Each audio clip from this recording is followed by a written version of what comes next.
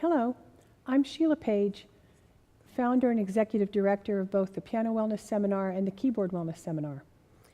I've noticed lately a lot on YouTube that there's a lot of interest in scales and how to play scales, and everyone seems to have some different ideas. So I thought I'd share my ideas about scales with you today in just a very brief couple of minutes. I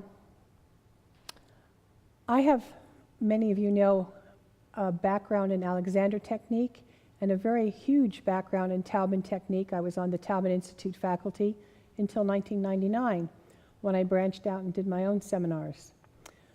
So after a lot of study and thinking, I've changed my ideas about scales. And here's what they are. I know some of you have learned that when you play the second finger, to pull the thumb under, and to pull it further under on the 3, and then play the thumb.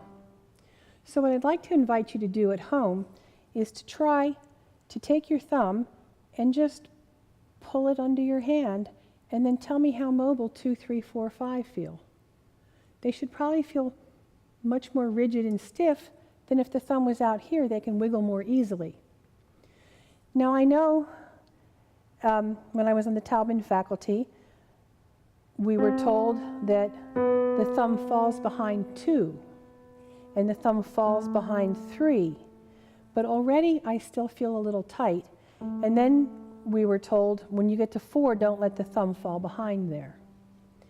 Well, I'd like to tell you that if you use the movements of rotation, in and out, up and down, and across, which all combine into forearm shaping, that the thumb can release and sit, you know, it's relaxed, it's released, it's hanging out next to 2, but it is definitely not under 2.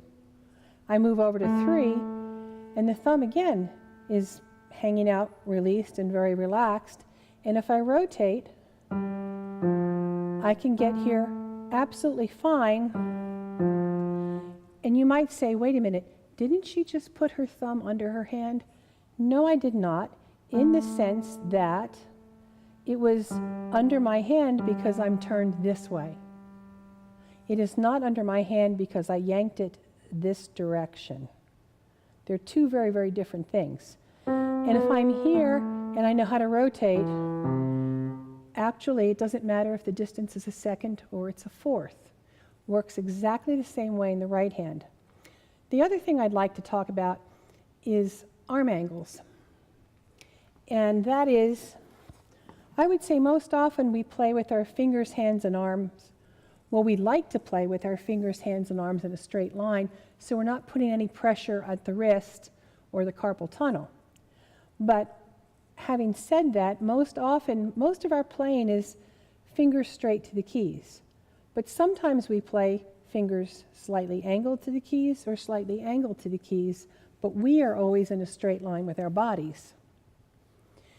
Now, this is not the optimum arm angle for a scale. Now, I understand it puts the thumb closer, but this means I'm holding this out and I'm holding this up. And then I have issues in my upper arm getting tired, my shoulder getting tired. If I try to do this and maintain this angle, I feel very held out, and there's already some fatigue occurring here. And actually, you can play scales and rotate and be absolutely straight this angle. Show you in this hand, and you can see in the overhead.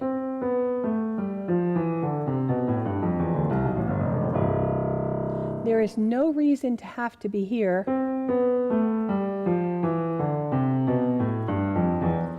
All you're doing is putting an extra drag on your upper arm and your shoulder. So with the beauty of rotation,